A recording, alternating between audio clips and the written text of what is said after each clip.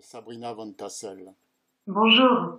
Alors, vous venez de réaliser un film qui s'appelle La Cité muette. C'est sur Drancy. Je l'ai Oui. vu. C'est très émouvant. C'est évidemment intéressant. Mais j'ai envie de vous demander pourquoi vous avez fait ça par rapport à votre histoire. Moi, j'ai fait ce film parce que moi, je suis de famille ashkénaze, même si mon nom ne le dit pas. Je suis famille ashkénaze, mais qui n'est pas forcément, qui n'est pas passée par Drancy. Mon père c'est une famille russe qui est partie aux États-Unis, et du côté de ma mère, c'était des gens qui venaient de Moselle. Donc, moi, ma famille n'a pas été directement concernée. Par contre, lors de mon film précédent, qui s'appelait La tribu de Rivka, je suivais en fait la famille de mon mari, dont le père, donc le grand-père de mon mari, était passé par Drancy avant d'aller à Auschwitz. Et quand je suis arrivée à Drancy pour filmer une plaque commémorative, hein, moi j'étais persuadée que Drancy n'existait plus, que ça avait été comme les camps de Pithiviers, Bonne-la-Rolande ou même le Veldiv, qu'il ne restait plus rien à part une plaque commémorative. Donc j'ai été sur place et j'ai demandé où se trouvait cette plaque, où était l'emplacement du camp de Drancy. Et immédiatement, en fait, la personne, c'était Raphaël Gemouni, le pharmacien qu'on voit dans mon film et qui a créé un petit musée là-bas sur place, m'a dit, Et qui a retrouvé des inscriptions.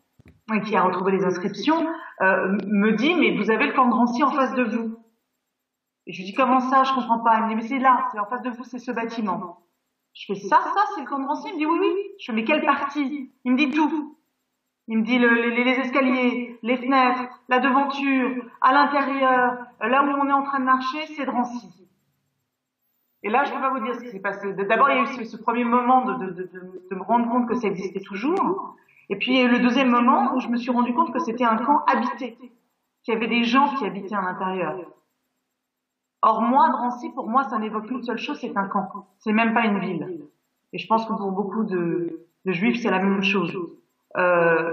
Donc, quand il m'a expliqué ça, quand j'ai compris, quand il m'a expliqué qu'au lendemain de la guerre, ce camp, en fait, avait été réhabilité en logement social et séparé en appartements à la va-vite, en mettant des plaques de plaque-au-plâtre au mur, et qu'en fait, si on le cassait, ces plaques de plaque-au-plâtre, on avait toutes les écritures des internés. Je peux même pas encore vous dire l'émotion que j'ai eue. Elle est intacte, cette émotion. Le lendemain, j'y suis retournée avec ma sœur, parce que je voulais savoir s'il y avait que moi que ça choquait, en fait. Je dis, c'est pas possible. Si moi, qui suis surinformée sur la question, je ne le sais pas, qui le sait? Et j'ai commencé, vu que je suis journaliste grand reporter, j'ai fait une quarantaine de documentaires derrière moi, j'ai commencé à poser la question à tous les journalistes que je croisais, en leur demandant, est-ce que vous savez ce qu'est devenu le camp de Drancy? Et personne ne le savait. Et à partir de ce moment-là, ça a été le début de cette aventure, cette histoire. C'est devenu une obsession pour moi, Drancy. C'est devenu une obsession de savoir ce qui s'était passé dans ces murs et comment ça avait pu être réhabilité comme ça, comment personne ne le croyait. Moi, je ne le savais, enfin, je veux dire, c'était... Et puis de découvrir que son nom s'appelle aujourd'hui la Cité de la Muette. Pour moi, c'était un truc, c'était... C'est pour ça que je l'ai appelée la Cité Muette, parce que, quelque part, c'est une cité dont on a occulté l'histoire. On l'a pas cachée, parce qu'elle est là, elle est présente. C'est à un quart d'heure à peine de Paris, de chez moi. Mais, quelque part, en la réhabilitant, en logement social, on a transformé son histoire. Dites-moi, mais pourquoi ça s'appelle Cité de la Muette sur le plan simplement comme ça de la nomination? Ça évoque quoi? Vous le savez? C'était comme ça, c'était même avant que ça devienne le camp de Drancy, ça s'est appelé la Cité de la Muette. Mais ça fait allusion à quoi? Ça fait allusion à la rue de la Muette. Enfin, d'un point de vue, vous êtes psychiatre, psychologue. J'aimerais bien savoir, en fait, Psychanalyste. psychanalyste, De temps en temps, de temps en temps. ce que ça veut dire. C'est-à-dire que cet endroit dont on a quelque part tué l'histoire s'appelle la Cité de la Muette aujourd'hui. C'est incroyable, c'est incroyable. C'est incroyable. Oui, parce que vous l'avez raccourci dans le film, vous avez appelé votre film La Cité Muette, mais ça s'appelle dans la réalité, avant que ça soit le camp de Drancy, la Cité de la Muette. Complètement. Et donc, je veux dire que quand Tout même, le là, il y a... raccourci. D'où le raccourci où pour moi le nom est tellement évocateur. Cette cité est muette. Cette cité est muette parce qu'on a tué son histoire, parce que c'est une tache sur l'histoire de France, parce que moi, pour moi, pour ma génération en tout cas, c'est intolérable. C'est intolérable. Qu'est-ce qui est intolérable? C'est intolérable d'avoir fait du plus grand. Drancy, c'est pas n'importe quel camp. Drancy, c'est le plus grand camp d'internement. Drancy, c'est la Shoah en France. C'est 90% des Juifs français qui sont partis en déportation, qui sont passés par Drancy. C'est l'incarnation même du gouvernement de Vichy. C'est 300 gendarmes qui gardent ce camp. C'est des policiers français qui les arrêtent. Pour moi, le fait que on réhabilite ça, comme n'importe quel logement, on y met des gens à l'intérieur. D'ailleurs, en se préoccupant absolument pas de ce que ressentent les gens, hein, parce qu'habiter un lieu chargé comme ça, ce n'est pas anodin. Quelque part, c'est une gifle. Pour moi, c'est une gifle. Je vous le dis franchement, voilà. Je peux pas dire mieux. C'est une manière de dire que la France a de me dire, en fait, cette histoire n'est pas importante. C'est pas grave ce qui s'est passé dans ces murs. Or, c'est très grave. C'est très grave. Il y a beaucoup de choses dures dans votre film, mais enfin, en particulier les cérémonies. Il y a peu de monde. Oui. C'est d'une tristesse absolue. Voilà, moi je me rappelle que le jour où j'ai filmé une de ces commémorations d'ailleurs, j'étais avec un photographe de plateau qui n'est pas juif et qui était venu avec moi. On travaillait sur autre chose, il était venu avec moi et il m'a dit « Quoi, c'est ça ? C'est ça la commémoration ? C'est 5 personnes comme ça qui commémorent un convoi ?» Et je lui dis « Oui, c'est ça. C'est ça, la commémoration. C'est une poignée de personnes qui, parce qu'ils n'ont pas de tombe pour pouvoir aller et commémorer un proche, vont devant Drancy parce que pour eux, c'est le lieu de la déportation, c'est le lieu où ils ont vu leur père ou leur grand-père pour la dernière fois. Et voilà, et ils commémorent le convoi comme ça, le départ en déportation devant cette espèce de sépulture qu'il y a devant le camp, cette sculpture. Donc en fait voilà, c'est ça, c'est pas grave. Il y avait tout d'un coup cette impression où ça n'intéresse que nous. C'est pas très grave ce qui s'est passé. Et d'ailleurs, quand je posais la question aux gens, je leur disais pour vous c'est quoi Drancy ?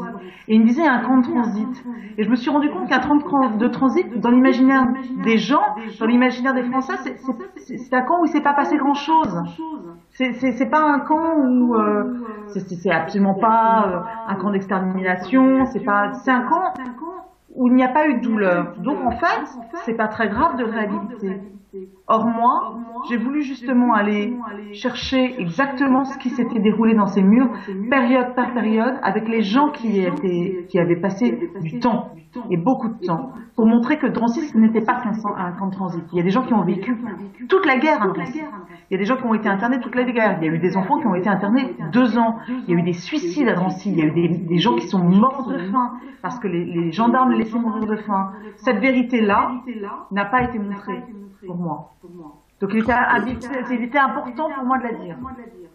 Est-ce que vous pensez qu'on peut habiter là-bas? Parce que dans votre film, bon, il y a le psychiatre qui dit « Oh là là, il y a un problème », c'est quand même pas si simple, il est convaincu du contraire, il y a le maire et puis Serge Klarsfeld qui disent l'inverse, qui disent oui qu'on peut habiter là-bas, puisque de toute façon, si on va place de la Concorde ou place de la Bastille, il y a aussi des mémoires d'exécution à la guillotine, etc. Vous, personnellement, vous pensez qu'il y a des gens qui peuvent vivre là-bas? Absolument pas.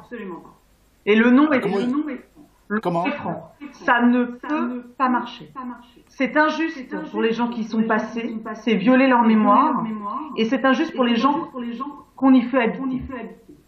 Moi, alors, il y a en plus dont un nombre de malades mentaux importants qui c'est ça, c'est ce que j'allais vous dire. Il y a un certain nombre de gens qui sortent de Villévrard qui vivent là-bas. Exactement. Vous savez, pour moi, c'est quoi cette histoire? On ne sait pas qui mettre dedans, alors on met des gens qui ont des problèmes sociaux, comme cette femme que vous avez interviewée là. Alors, je vais vous expliquer, toutes les personnes qui habitent à Drancy, ça n'est jamais un choix d'habiter dans l'ancien camp de Drancy. C'est le logement le plus bas de la région parisienne. Donc, de fait, un logement coûte à peu près 300 €. Le plus grand logement est de 30 mètres carrés. Donc, de fait, on n'a pas de famille. Donc, qu'est-ce qu'on met dans ces murs? On met les plus grands, les personnes les plus vulnérables de notre société. C'est-à-dire que moi, je fais ce parallèle, c'est-à-dire qu'il y a 70 ans, on mettait les indésirables, aujourd'hui, on le fait aussi, quelque part. C'est-à-dire qu'on met des gens qui n'ont pas le choix. On met des gens qui sont anciens SDF. On met énormément de patients de Villévrard, donc l'hôpital d'à côté, parce qu'en gros, c'est des gens qui, apparemment, sont à même de vivre là, de vivre seuls. Donc on les met dans ce logement parce qu'il est petit, parce qu'il coûte pas cher, sans regarder l'histoire des murs. C'est-à-dire que les gens débarquent, ils sont sur la liste des logements sociaux, débarquent à la Cité de la Muette, sans absolument ne savoir absolument rien de l'histoire des murs. Moi, j'ai parlé à des habitants qui m'ont dit avoir eu des cauchemars, n'avoir pas pu dormir pendant 1 an et demi. Donc, je veux dire, cette histoire, elle ne marche pas.